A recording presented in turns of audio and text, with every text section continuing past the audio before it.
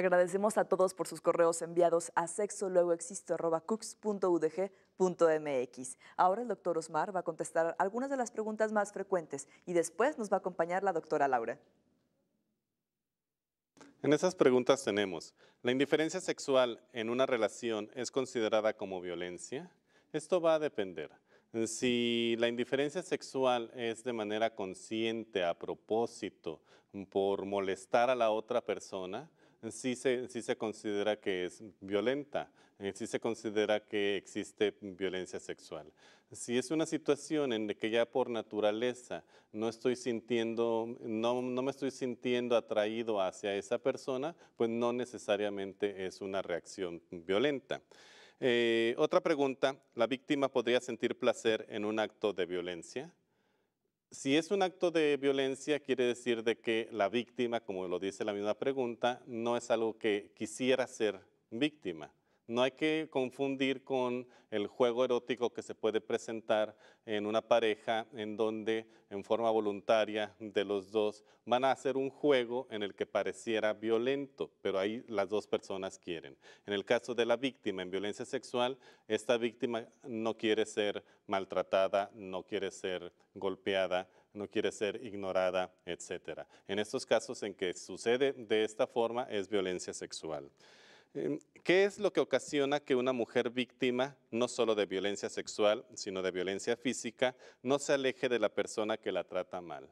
Este es un caso que se ve con mucha frecuencia y en la relación de pareja se van acostumbrando a ciertos vicios que se conoce como una codependencia. Eso significa que el agresor empieza pues, agrediendo y la víctima se va acostumbrando y posteriormente se siente que si no le agrede, no la quiere o la está ignorando, etcétera. Estos aspectos pues hay que atenderlos. Existen esta codependencia y pues hay que tratar los asuntos de codependencia en pareja.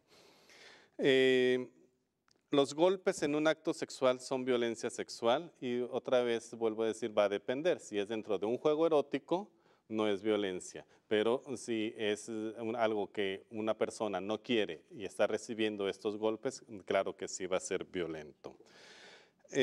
La siguiente pregunta, a mí me gusta sentirme sobajado en una relación sexual. Mi pareja se siente mal porque no me quiere tratar mal. Piensa que eso está mal. ¿Soy yo propenso a la violencia sexual? Por supuesto que no. Esto es un juego erótico en el que el hombre quiere ser sobajado, pero la mujer no se anima y pues, entonces a menos que la obligara a que lo tratara mal, estaría infringiendo algo de violencia. Pero si es algo que pueden consensuar, que pueden platicarlo, que pueden quedar de acuerdo en cómo van a jugar eróticamente, ahí no hay violencia. Por supuesto, en esos golpes que dice, pues se debe buscar que no hagan daño y que sea voluntario. En la otra pregunta, que muchas veces he pensado en la idea de ser víctima de una violación, ¿será que me gusta la violencia sexual?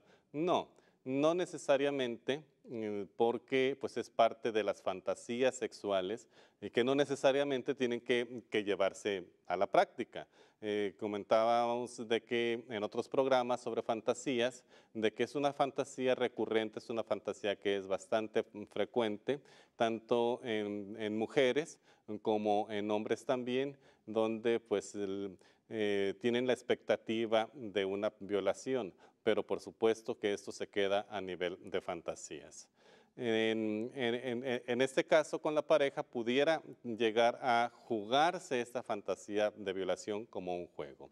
Estas son las preguntas que tenemos y vamos a una cápsula, a un testimonio, eso que estás pensando.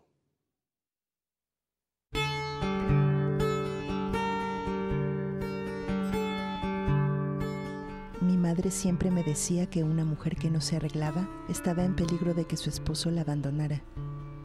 Desde que la conozco no ha habido un solo día que salga a la calle sin maquillarse. Es curioso, pero a veces no entiendo ni sé qué hacer. No sé por qué los hombres se creen con el derecho de reaccionar y opinar tan abiertamente sobre mi apariencia. Tampoco comprendo por qué hay tantas mujeres arreglándose solo para ellos. Por hacerle caso a mi madre, infinidad de veces me gritaron en la calle cosas muy desagradables. No soy la única. Varias de mis amigas están cansadas de que los hombres actúen con tanta impunidad en ese sentido. ¿Cómo es posible que haya personas que culpen a las mujeres provocativas por haber sido víctimas de una violación? En este país, no sé qué tanto en otros, el acoso más tangible del que hablamos entre mujeres se da en el trabajo.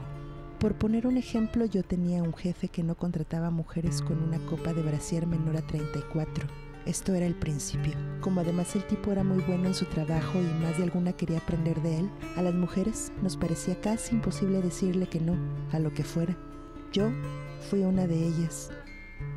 Hasta hoy no puedo definir si fue acoso o no. Llegó a decirme que estaba enamorado de mí. Como yo nunca le di entrada a su trato, comenzó a ser grosero. En aquel tiempo yo tenía 21 años y él 38. La verdad, no sabía qué hacer. Necesitaba el trabajo. Tampoco sabía si era prudente que yo dijera a alguien más lo que pasaba. Todas las noches me pedía que fuéramos a un motel. Y como no accedía, al día siguiente me dejaba las peores tareas. Creo que el problema de ser mujer en una sociedad como esta es que tenemos una enorme traba para decir no, sobre todo a los hombres. A mí me enseñaron que tenía que darle gusto al hombre para que no se me fuera a ir. Y la verdad, nunca me dijeron que había ocasiones en que podía negarme sus deseos. ¿Cuántos actos de violencia tenemos todos los días y a veces ni siquiera consideramos que es violencia por falta de información? Por ejemplo, cuando nos acosan sexualmente en el trabajo, en la escuela, ¿qué se hace en esos momentos? Bueno, muchas veces este acoso sexual tiene que ver obviamente con diferencias jerárquicas y siempre se hace hacia una jerarquía laboral, escolar o del tipo que sea inferior. Esta persona obviamente se hace bajo la amenaza de ser corrida o de ser suspendida o de alguna cuestión que tiene que ver con un abuso de poder.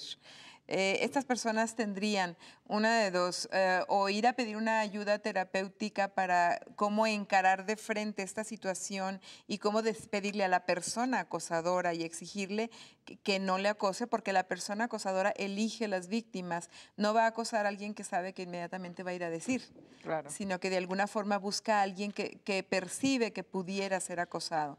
Y entonces se puede desarrollar esta habilidad de enfrentar, pero también de denunciar. La denuncia es algo que tendríamos que practicar como cultura, básicamente. No tenemos la cultura de la denuncia y el miedo es lo que nos paraliza. Claro. Eso Doctora, es una práctica. y en caso de las personas que aplican violencia sexual, ¿sienten placer al aplicarla?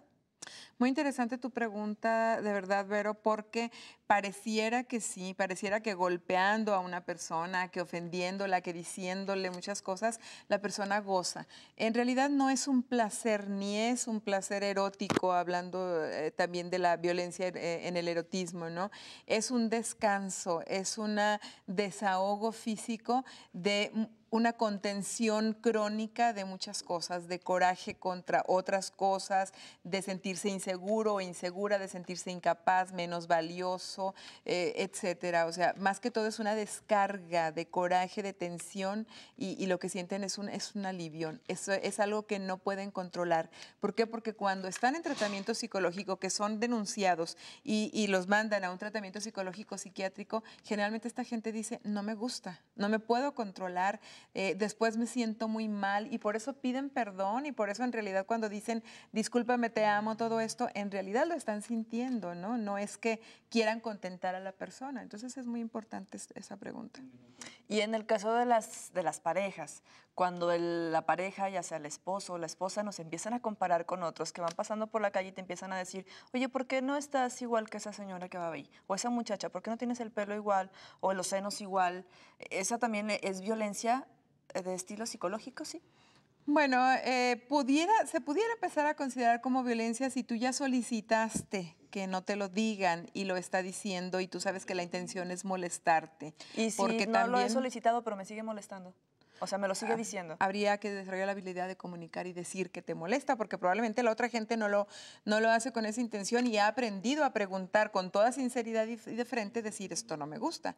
Entonces, cuando ya lo pediste y no te hicieron caso, entonces sí ya está violentando tus derechos. Pues hay que hablar siempre todo lo que nos moleste.